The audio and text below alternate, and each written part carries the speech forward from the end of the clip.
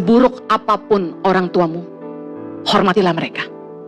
Punya orang tua yang mungkin toksik, perkataannya racun, perkataannya tidak membangun. Punya orang tua yang menelantarkan kita, punya orang tua yang meninggalkan kita, tidak bertanggung jawab atas hidup kita, tidak mendidik kita dengan baik, tidak jadi teladan dalam hidup kita.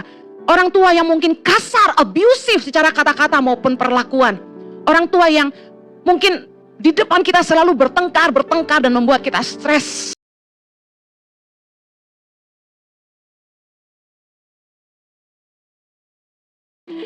Keluarga bukan pilihan. Katakan keluarga bukan pilihan.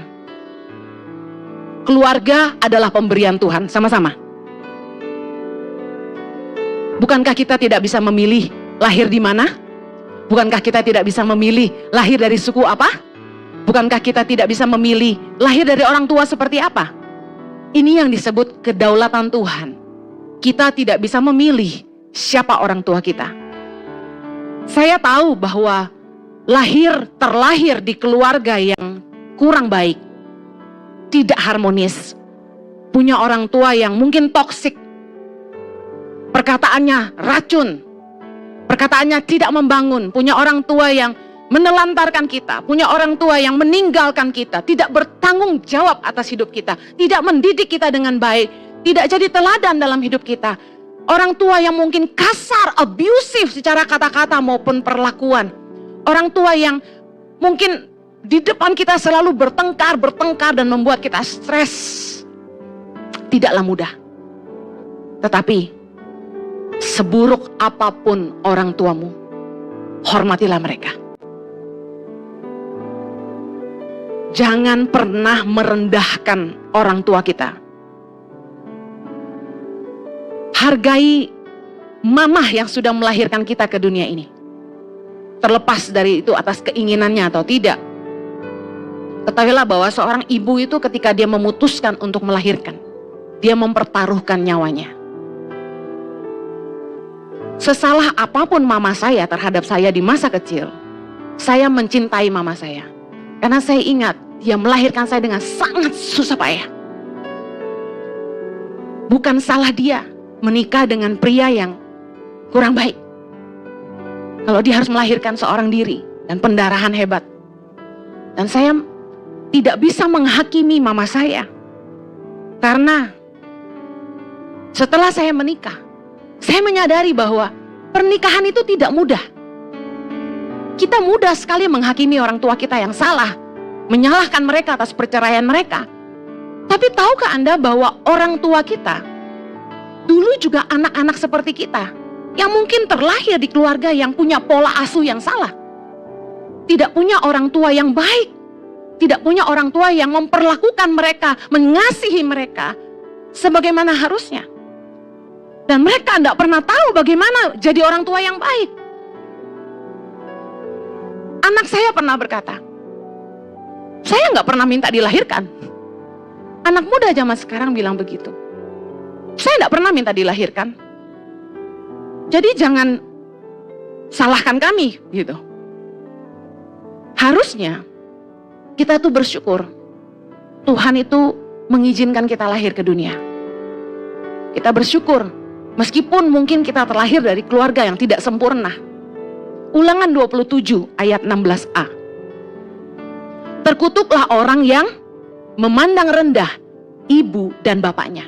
Firman Tuhan jelas berkata, orang yang memandang rendah ayah dan ibunya, hidupnya akan terkutuk. Amsal 23 ayat 22 berkata, baca sama-sama. Dengarkanlah ayahmu yang memperanakan engkau, dan janganlah menghina ibumu kalau ia sudah tua. Saya dan kakak saya gitu ya, kita dekat dengan mamah dan kita suka joking around, bercanda. Kita suka guyon. Dan kadang-kadang mama saya bilang gini, kurang ajar yang ngeledekin mamah gitu ya. Tapi dia tahu bahwa kami tidak bermaksud merendahkan, kami cuma joking around gitu ya. Tapi banyak kali ketika ibu-ibu sudah jadi tua, anak-anaknya gak hormat sama dia. Saya mau bilang gini, menjadi orang tua tuh gak ada sekolahnya, setuju? Jadi orang tua tuh gak ada sekolahnya. Apalagi buat kita-kita yang terlahir di keluarga yang gak sempurna. Saya ini menikah tanpa teladan.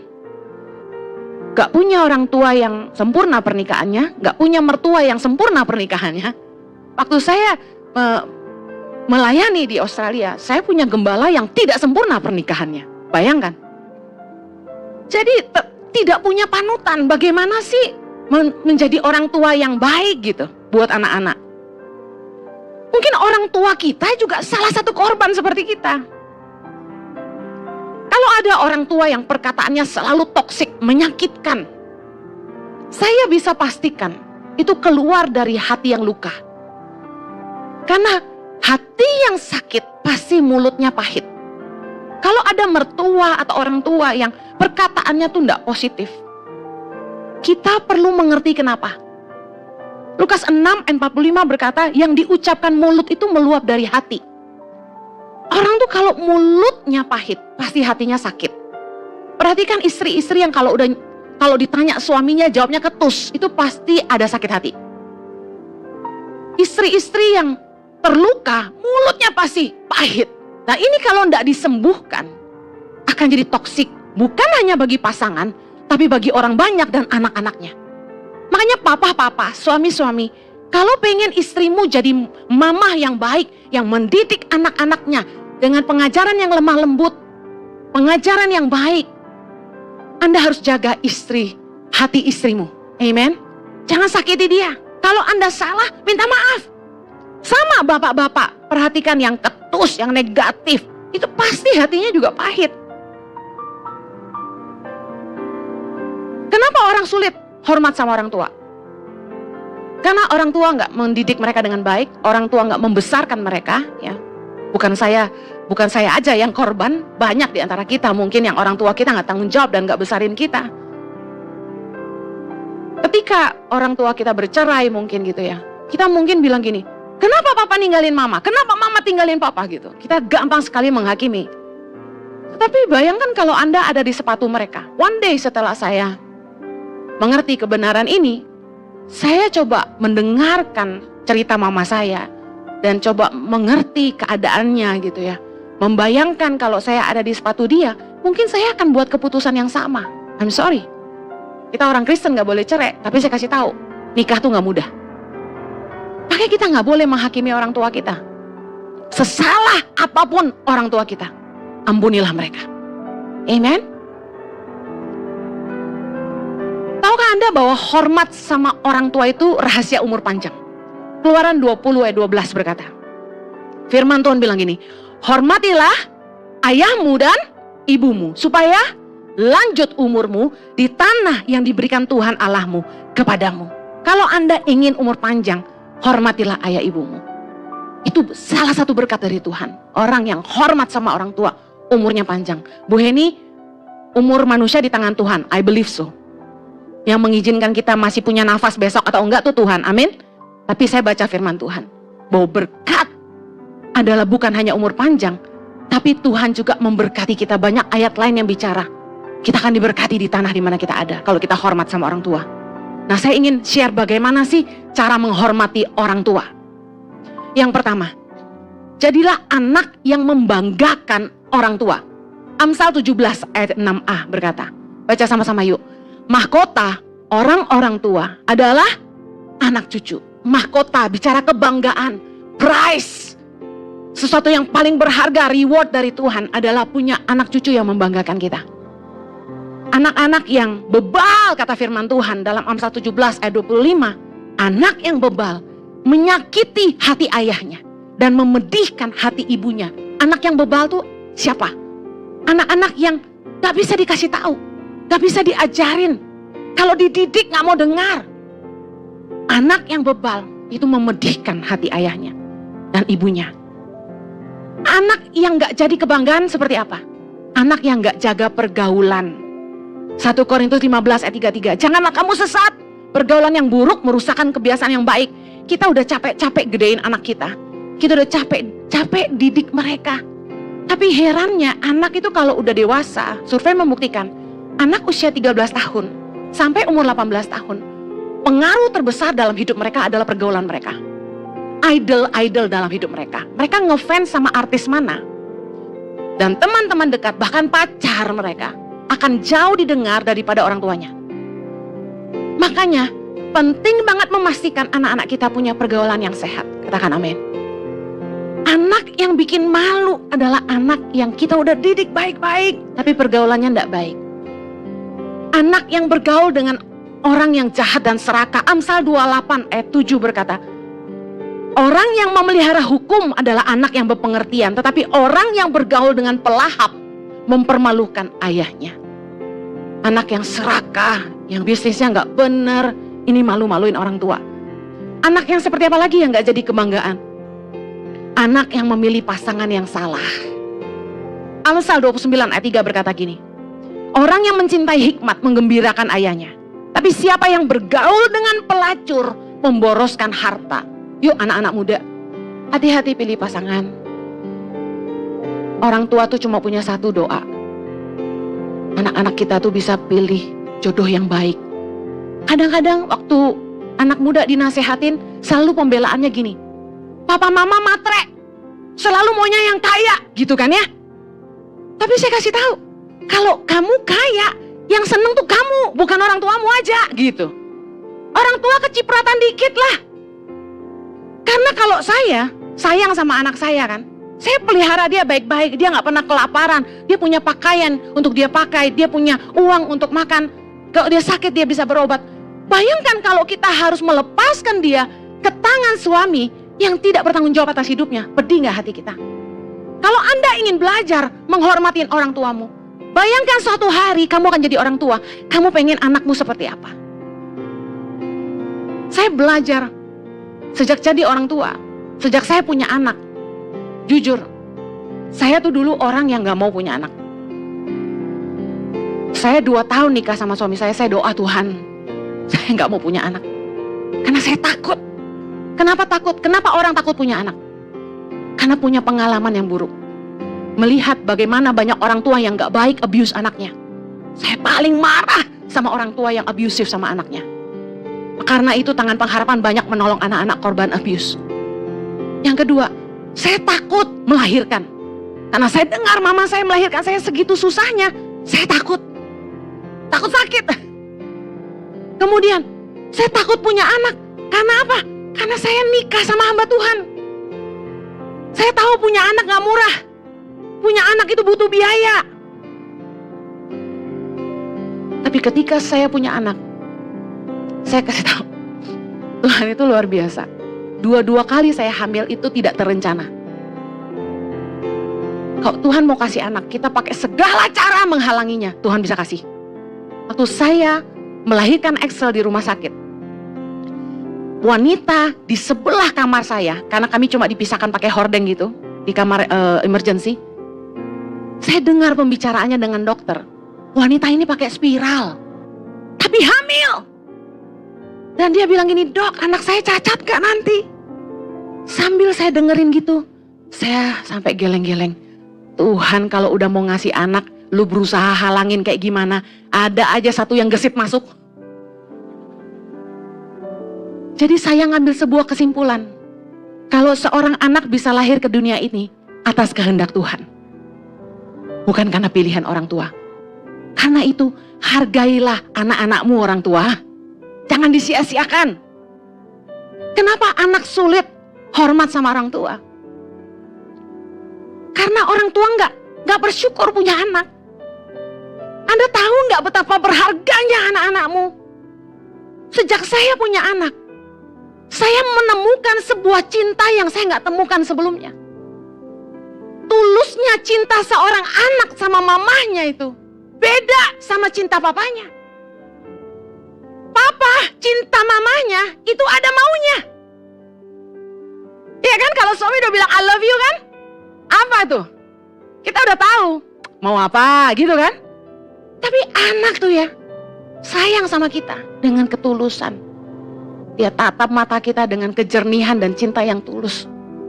Saya mengerti orang tua yang anak-anaknya sudah besar dan mungkin ngelawan tuh terluka. Tapi saya bersyukur Tuhan tuh gak jawab doa saya untuk gak punya anak. Tuhan kasih saya anak dan saya ngerti betapa kasih itu luar biasa murni dari mereka. Dan saya menemukan tujuan hidup ketika saya punya anak. Saya ngerti saya harus berjuang buat hidup saya. Saya nggak boleh menyerah dalam pernikahan saya. Dan saya harus berjuang dan kerja keras untuk membesarkan mereka.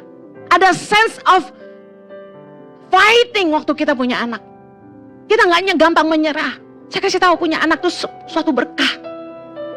Buat pasangan-pasangan yang belum dikaruniai keturunan.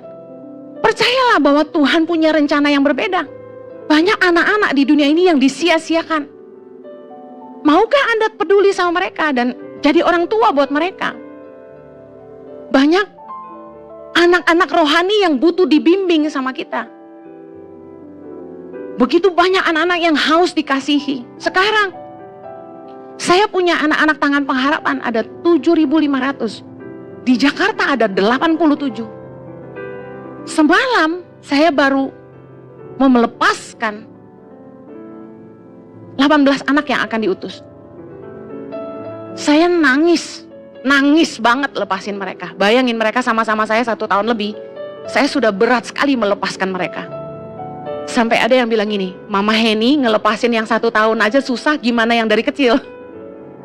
Karena yang dari kecil ikut kami ada.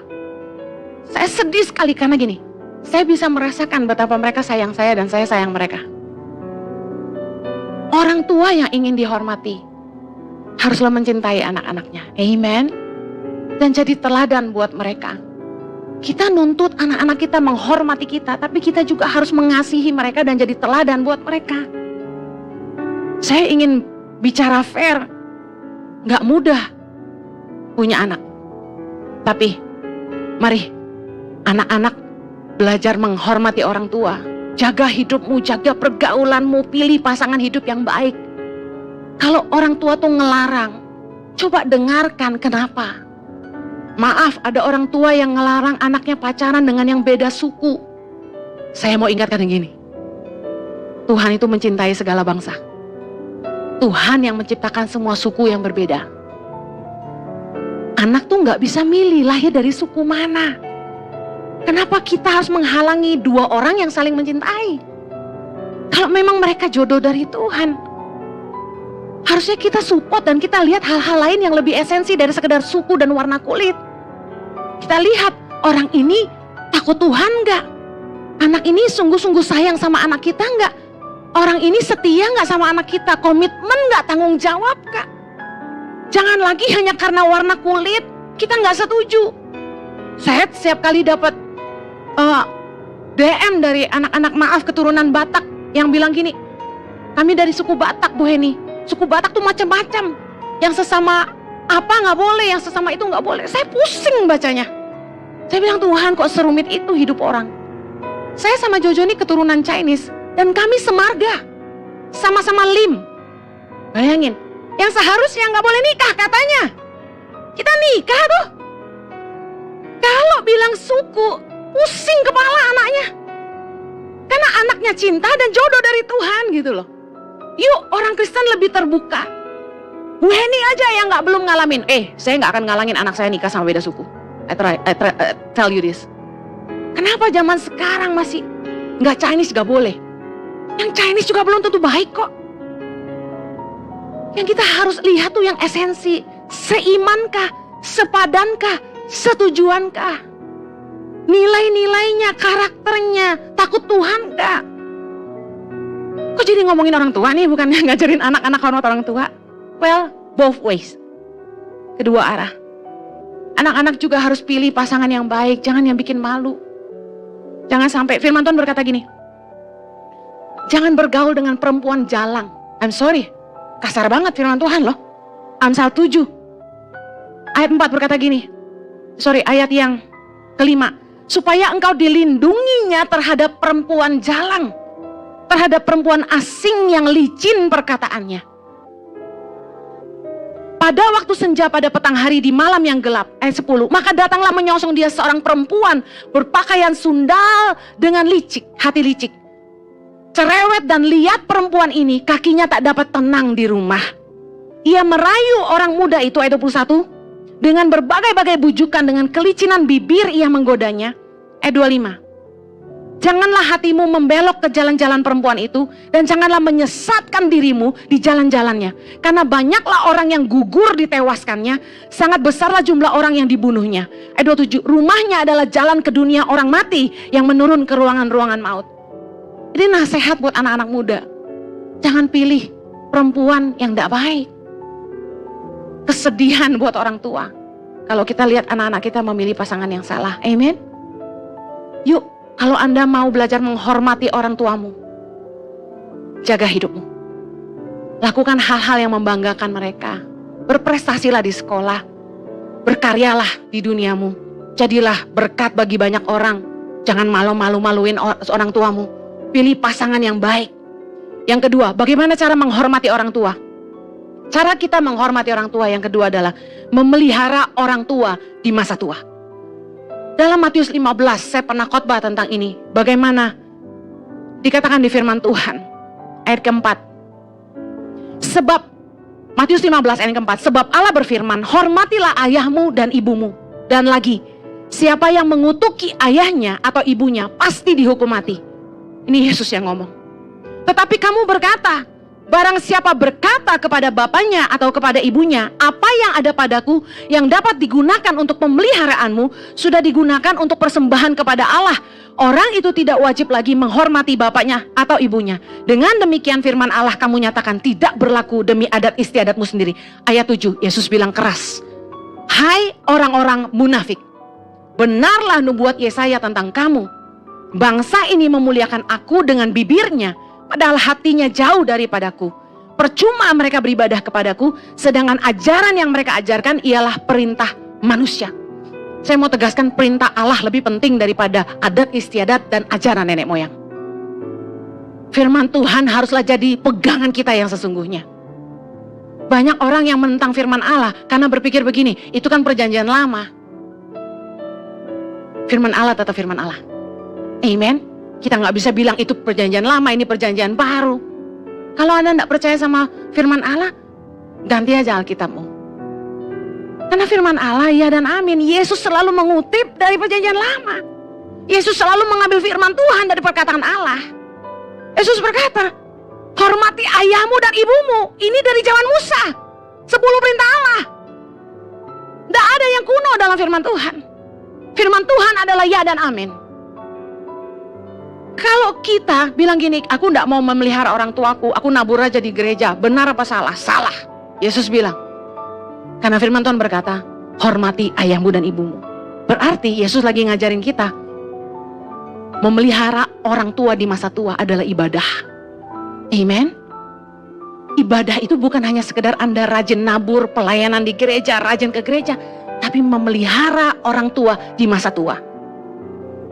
1 Timotius 5 ayat 4 bilang gini, tetapi jikalau seorang janda mempunyai anak atau cucu, hendaklah mereka itu pertama-tama belajar berbakti kepada kaum keluarganya sendiri dan membalas budi orang tua dan nenek mereka, karena itulah yang berkenan kepada Allah. Ini terjemahan Indonesia sedikit keliru, kita lihat dalam NIV, kita baca sama-sama. But if a widow has grandchildren or grandchildren, this should learn first of all to put their religion into practice by caring for their own family and so repaying their parents and grandparents, for this is pleasing to God. Saya terjemahkan gini. Kalau seorang janda punya anak-anak atau cucu-cucu, harusnya mereka pertama-tama itu belajar melakukan agama mereka, put their religion into practice, dengan memelihara atau peduli keluarganya sendiri dulu. Dan membalas budi orang tua dan kakek nenek mereka, grandparents, bukan hanya grandmother. Karena ini yang berkenan kepada Allah. Sekali lagi saya katakan, memelihara orang tua adalah ibadah. Sama-sama katakan. Banyak orang menjadikan kekristenan agama tapi tidak menghidupinya. Firman Tuhan ini mengajar kita, put their religion into practice. Yang artinya gini, agamamu itu harusnya dihidupi. Bagaimana menghidupi iman kita, menghidupi agama dan apa yang kita percayai? Yang pertama-tama kata firman Tuhan, urus dulu keluargamu. Itu nomor 1. Munafik sekali kalau Anda pelayanan ke gereja, tapi seisi rumahmu tidak kamu urus. Anak-anakmu tidak kamu urus. Kamu tidak peduli sama rumah tanggamu. Itu munafik sekali. Ada orang-orang yang rajin pelayanan. Saya dengar cerita dari keluarga. Dia bilang gini, karena itu juga pendeta kami pendeta, dia bilang gini, tuh lihat tuh, jadi gembala, tiap hari urusannya ngurusin orang gereja katanya. Pagi kerja, pulang, kumpul sama orang gereja, nggak pernah di rumah, anaknya nggak diurus katanya gitu. Makanya saya bilang sama suami saya, kita kalau menggembalakan jangan sampai terjebak. Semua orang menginginkan waktu kita, bener nggak? Semua orang pengen ketemu kita, ngajak kita makan, ngajak kita ngomong, belum yang konseling dan lain-lain. Saya selalu bilang sama suami saya, kita harus punya waktu buat anak-anak kita. Kita harus ngurus anak-anak kita, ngurus keluarga kita. Jangan sampai kita ngurus orang lain, keluarga sendiri nggak diurus. Karena ibadah yang sejati, yang menyenangkan hati Tuhan adalah ketika kita mengurus keluarga kita. Amen. Kalau Anda tidak peduli sama orang tuamu sendiri, tidak balas budi mereka yang sudah melahirkan dan membesarkan kamu, kamu munafik, kata Yesus. Hai orang-orang munafik, Yesus bilang, yang kamu lakukan ajaran manusia. Anak yang sudah dewasa, makanya nggak boleh lagi bergantung sama orang tuanya. Anak-anak yang sudah harusnya bekerja, harus cari kerja, harus berusaha cari kerja. Jangan sampai lagi membebani orang tuanya. Karena tugas kita sebagai anak adalah memelihara orang tua. Jangan sampai orang tuamu sudah umur 60-an masih kerja kasih kamu makan. Minta maaf, saya masih lihat itu. Beberapa jemaat manula usia 60-an nangis ke saya. Bu Heni, doakan anak saya nggak mau kerja Bu Heni. Tiap hari main game, tiap hari di rumah, mengunci diri di kamar. Pacaran tapi nggak kerja. Mari, makanya sebelum nikah harus kerja. Amsal 24 ayat 27 berkata, selesaikanlah pekerjaanmu di luar, siapkanlah itu di ladang, baru kemudian dirikan rumahmu. Artinya sebelum bangun rumah sendiri, harus kerja dulu. Kerjakan itu di ladang. Anak-anak yang mau nikah harus kerja. Jangan sampai udah nikah bebanin orang tua. Uang susu minta papa mama, uang suster minta papa mama. Wow, baru aja saya konseling 2 jam sama suami istri yang sedih nangis ke saya dan bilang, mantunya gak mau kerja, hidupnya cuma foya-foya. Aji mumpung kawin sama anak orang kaya, gak mau kerja. Anaknya udah 2, 1 lagi hamil, enak-enak aja shopping terus, foya-foya terus, dugem-dugem terus. Istri gak diurus, anak gak diurus, dan mertua yang kasih uang bulanan. Gak hormat sama orang tua. Kalau orang tua nasehatin, rumah tangga kok kayak gitu, kamu harus yang baik, anakmu harus diurus. Jawabnya apa? Anak-anak saya. Galak sekali. Anak-anak yang gak hormat sama orang tua, cuma mau uangnya orang tua. Yang kayak gini jangan dikasih uang. Saya nasehatin, saya bilang gini, kalau ibu bapak mau anak-anak itu hormat sama orang tua, kalau mereka gak sopan jangan kasih uang. Tapi lagi-lagi hati orang tua gak tega sama anaknya.